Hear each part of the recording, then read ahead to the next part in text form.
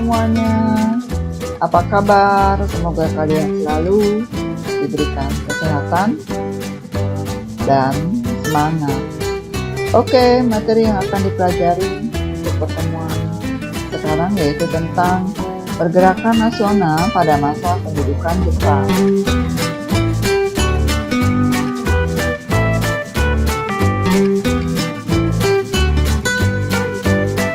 Dan sebelumnya terima kasih untuk yang sudah like dan subscribe.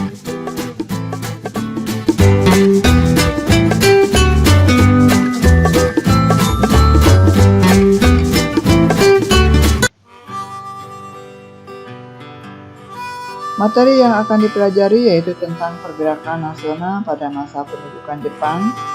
Yang pertama yaitu tentang sikap dari kaum pergerakan, kemudian peran pemerintah militer Jepang, dan proses penguasaan Indonesia.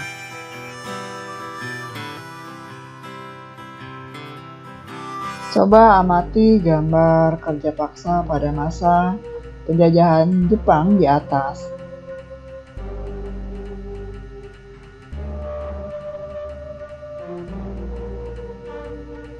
Kerja paksa pada masa pendudukan Jepang dikenal dengan istilah Romusa.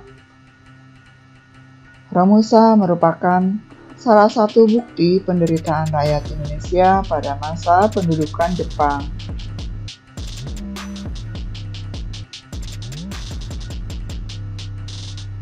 Proses penguasaan Indonesia.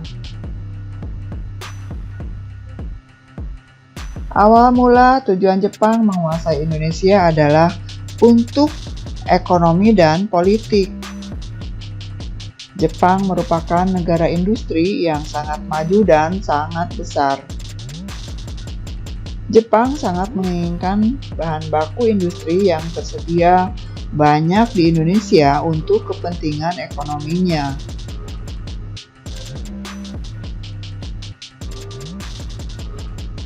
Indonesia juga merupakan daerah pemasaran industri yang strategis bagi Jepang untuk menghadapi persaingan dengan tentara bangsa-bangsa Barat. Untuk menyamakan jalur pelayaran bagi bahan mentah dan bahan baku dari ancaman sekutu, serta memuluskan ambisinya menguasai wilayah-wilayah baru Jepang, menggalang kekuatan pasukannya, serta mencari dukungan dari bangsa-bangsa Asia.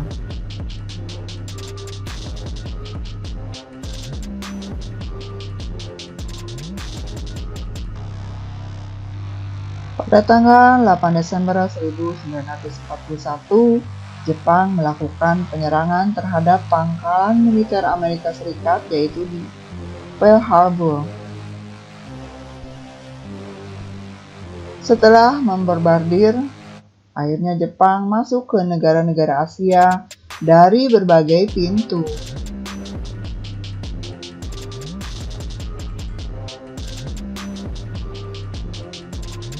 Pada tanggal 11 Januari 1942, Jepang mendaratkan pasukan di Tarakan, Kalimantan Timur.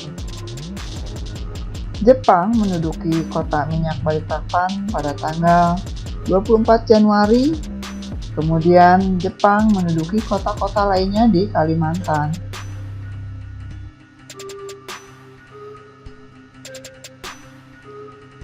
Jepang berhasil menguasai Palembang tanggal 16 Februari 1942.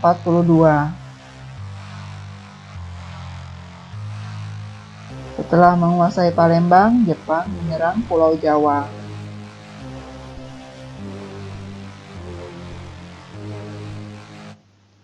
Pulau Jawa merupakan pusat pemerintahan Belanda, berhasil dikuasai tanggal 1 Maret 1942. Tanggal 8 Maret 1942 di Kalijati, akhirnya Belanda menyerah tanpa syarat di daerah Subang, Jawa Barat.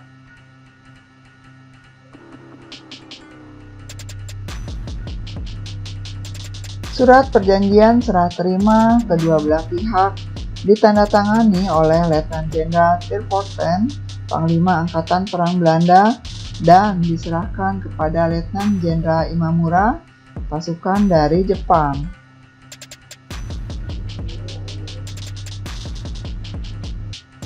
Peran pemerintah militer Jepang. Pada saat kedudukannya di Indonesia, Jepang melakukan pembagian 3 daerah pemerintahan militer di Indonesia, yaitu yang pertama, Pemerintah Angkatan Darat, Tentara ke-25 untuk Sumatera dengan pusat di Bukit Tinggi. Kemudian Pemerintah Angkatan Darat, Tentara ke-16 untuk Jawa dan Madura dengan pusat Jakarta. Yang ketiga yaitu Pemerintahan Angkatan Laut, Armada Selatan II untuk wilayah Sulawesi, Kalimantan, dan Maluku dengan pusat di Makassar.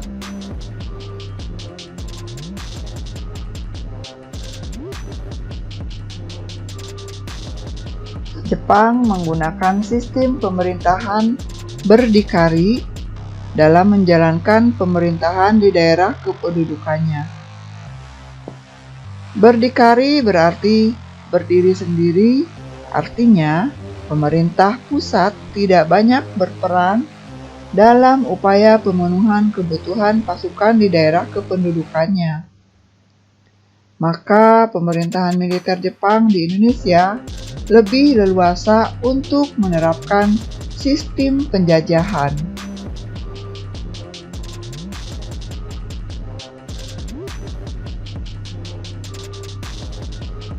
Jepang melakukan propaganda dengan semboyan gerakan 3A, yaitu Jepang Pemimpin Asia, Jepang Pelindung Asia, dan Jepang Cahaya Asia. Tujuannya adalah untuk menarik simpati rakyat Indonesia.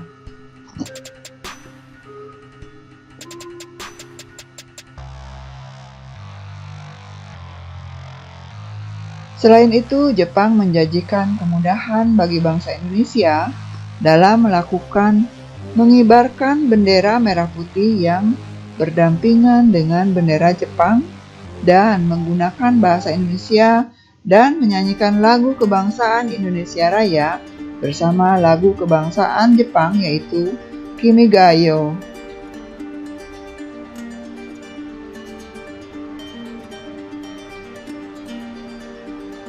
Kemudahan-kemudahan yang ditawarkan oleh Jepang hanyalah janji manis saja. Bahkan, Jepang lebih kejam dalam menjajah bangsa Indonesia. Jepang melakukan beberapa kebijakan terhadap negara Indonesia, dan program yang paling mendesak bagi Jepang adalah mengerahkan seluruh sumber daya yang ada di Indonesia untuk tujuan perang.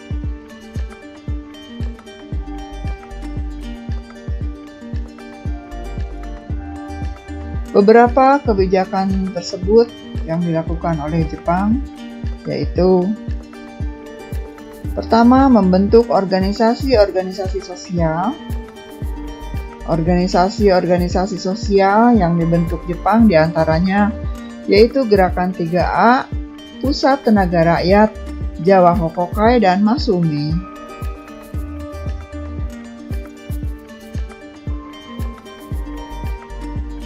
Gerakan 3A dipimpin oleh Mr. Samsudin dengan tujuan meraih simpati penduduk dan tokoh masyarakat sekitar.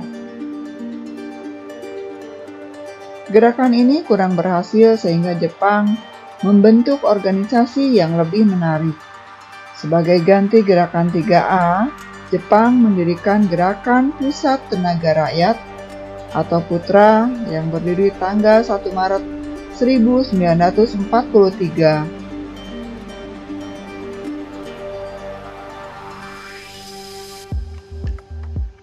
Gerakan Putra dipimpin oleh tokoh-tokoh nasional yang sering disebut dengan 4 serangkai yaitu Insinyur Soekarno, Muhammad Hatta, Ki Hajar Dewantara, dan Kiai Haji Mas Mansur. Gerakan Putra cukup diminati oleh kalangan tokoh pergerakan Indonesia.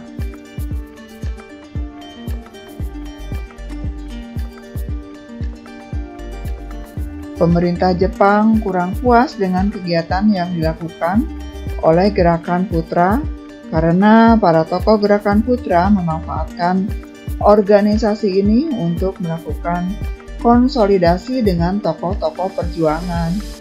Akhirnya, organisasi Putra dibubarkan oleh Jepang.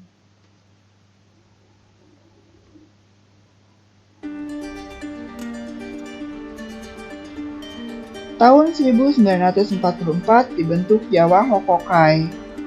Gerakan ini berdiri di bawah pengawasan para pejabat Jepang. Tujuan pokoknya adalah menggalang dukungan untuk rela berkorban demi pemerintah Jepang. Tahun 1943, Jepang membubarkan Majelis Islam ala Indonesia dan menggantikannya dengan Masumi yang dipimpin oleh Kiai Haji Hasyim Asy'ari dan Kiai Haji Mas Mansur.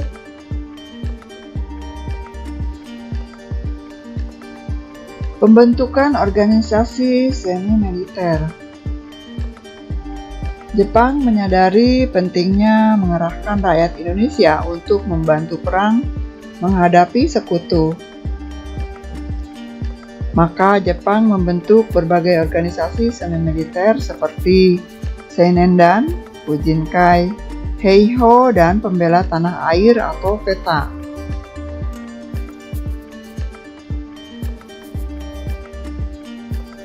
Organisasi Barisan Pemuda Seinendan dibentuk tanggal 9 Maret 1943. Tujuannya adalah untuk memberi bekal bela negara agar siap mempertahankan tanah airnya. Dalam kenyataannya, tujuan itu hanya untuk menarik minat rakyat Indonesia. Maksud sesungguhnya adalah untuk membantu menghadapi tentara sekutu.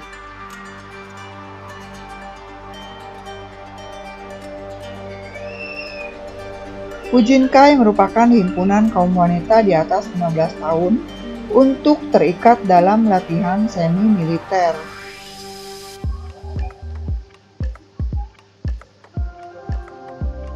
Keibodan merupakan barisan pembantu polisi untuk laki-laki berumur 20-22 tahun.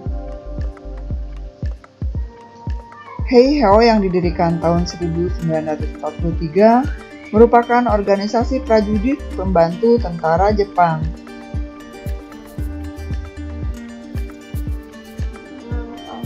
Pada saat itu, Jepang sudah mengalami kekalahan di beberapa front pertempuran. Adapun PETA yang didirikan 3 Oktober 1943 merupakan pasukan bersenjata yang memperoleh pendidikan militer secara khusus dari Jepang. Kelak para ex-PETA memiliki peranan besar dalam pertempuran melawan Jepang dan Belanda.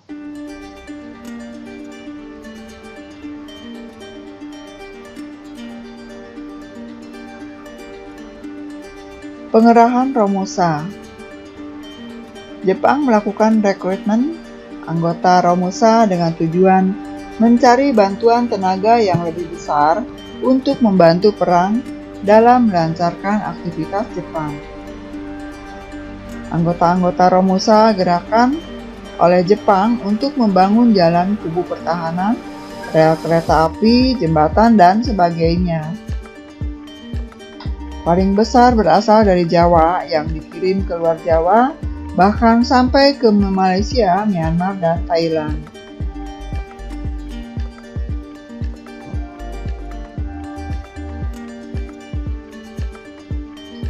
Perhatikan gambar Romusa di atas.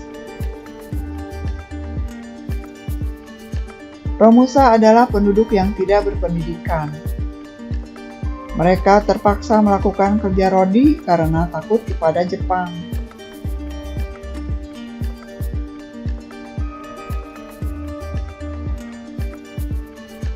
Pada saat mereka bekerja sebagai Romusa, Makanan yang mereka dapat terjamin kesehatan sangat minim, sementara pekerjaan sangat berat. Ribuan rakyat Indonesia meninggal akibat Romusa.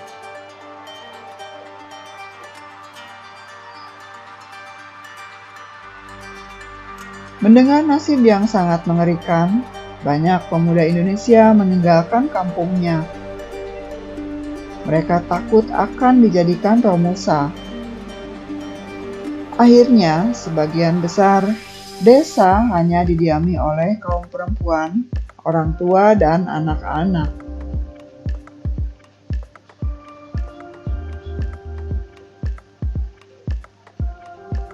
Jepang yang sangat menyengsarakan adalah pemaksaan wanita-wanita untuk menjadi Jugun Ranfu.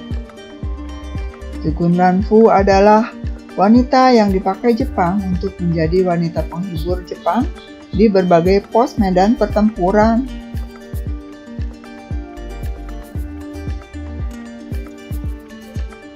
Banyak gadis-gadis desa diambil paksa tentara Jepang untuk menjadi Jugun Ranfu. Sebagian mereka tidak kembali walaupun Perang Dunia Kedua telah berakhir.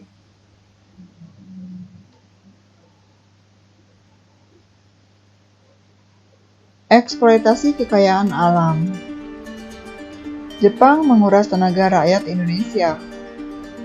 Pengerukan kekayaan alam dan harta benda yang dimiliki bangsa Indonesia jauh lebih kejam daripada pengerukan yang dilakukan oleh Belanda. Semua usaha yang dilakukan Indonesia harus menunjang semua keperluan perang Jepang.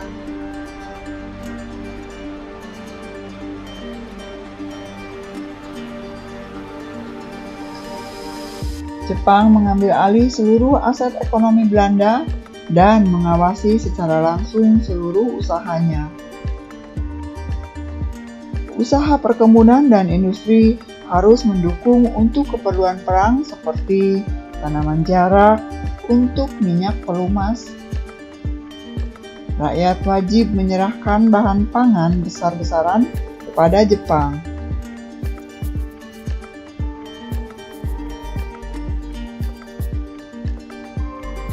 Pada masa panen, rakyat wajib melakukan setor padi sedemikian rupa sehingga mereka hanya membawa pulang padi sekitar 20% dari panen yang dilakukannya.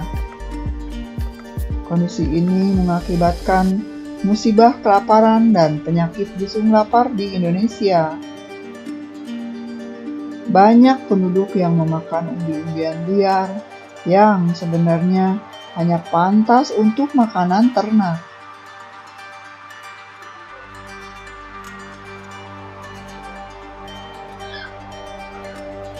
Sikap manis Jepang hanya sebentar. Tanggal 20 Maret 1942 dikeluarkan maklumat pemerintah yang isinya berupa larangan pembicaraan tentang pengibaran bendera merah putih dan menyanyikan lagu Indonesia Raya.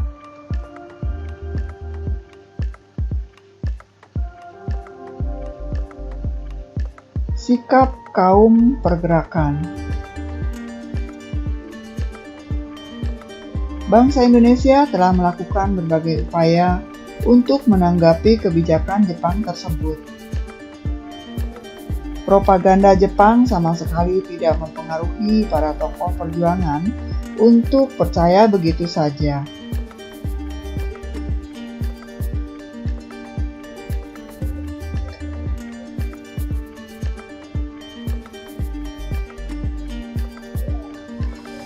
Beberapa bentuk perjuangan pada zaman Jepang yang dilakukan yaitu yang pertama memanfaatkan organisasi bentukan Jepang.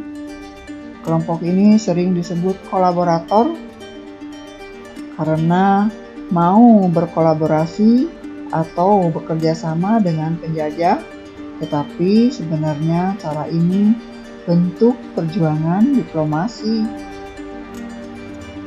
Tokoh-tokohnya adalah para pemimpin putra seperti Soekarno, Muhammad Hatta, Ki Hajar Dewantara, dan Kiai Haji Mas Mansur.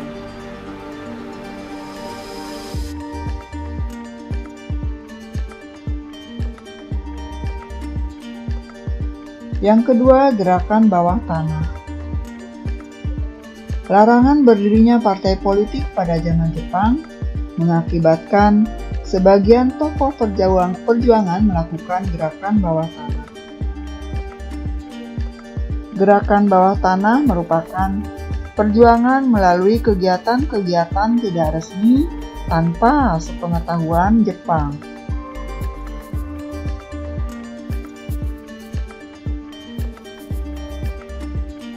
Mereka menggunakan tempat-tempat strategis seperti asrama pemuda untuk melakukan pertemuan-pertemuan, penggalangan semangat kemerdekaan, dan membentuk suatu negara terus mereka kibarkan. Tokoh-tokoh yang masuk dalam garis pergerakan bawah tanah adalah Sultan Syahrir, Ahmad Subarjo, Sukarni, A. Maramis, Hairul Saleh, dan Amir Syarifuddin.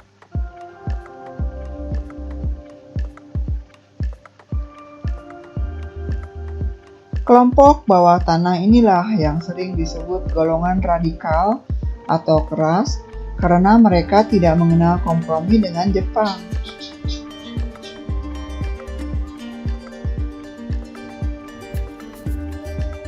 Tiga, perlawanan bersenjata.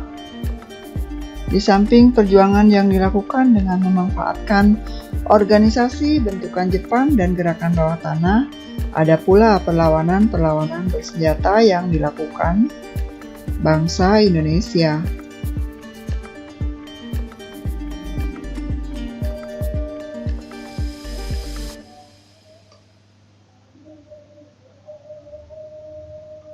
Yang pertama yaitu perlawanan rakyat Aceh.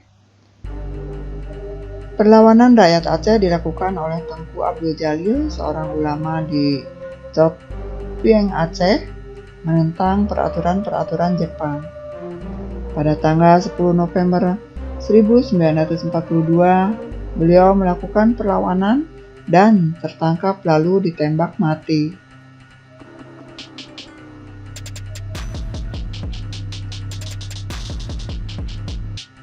Selanjutnya, perlawanan Singaparna, Jawa Barat. Perlawanan ini dipelopori oleh Kiai Haji Jainal Mustafa yang menentang Seikerei, yakni menghormati Kaisar Jepang. Tanggal 24 Februari 1944, meletus perlawanan terhadap tentara Jepang.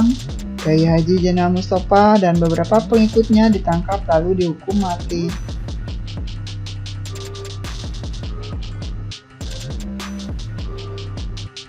Perlawanan Indramayu, Jawa Barat pada bulan Juli 1944. Rakyat Loh Bener dan Sindang di Indramayu memberontak terhadap Jepang. Para petani dipimpin Haji Madrian menolak pungutan padi yang terlalu tinggi, tetapi akhirnya perlawanan mereka dipadamkan Jepang.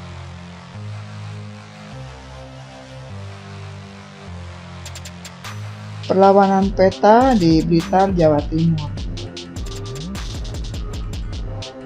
Perlawanan Peta merupakan perlawanan terbesar yang dilakukan rakyat Indonesia pada masa penjajahan Jepang.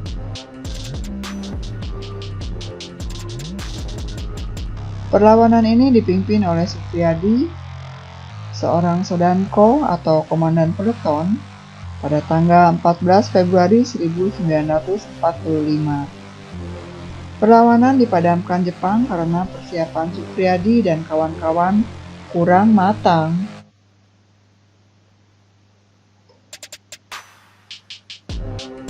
Kemungkinan besar Supriyadi berhasil ditangkap Jepang, kemudian dihukum mati sebelum diadili.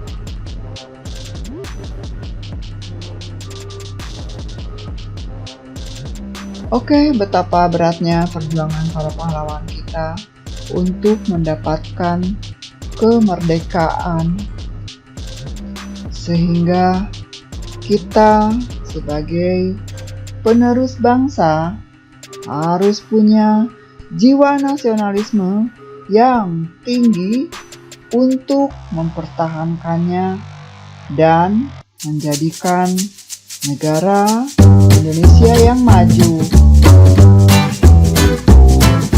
Oke, selesai sudah materi yang dipelajari. Terima kasih. Semoga bermanfaat. Assalamualaikum warahmatullahi wabarakatuh.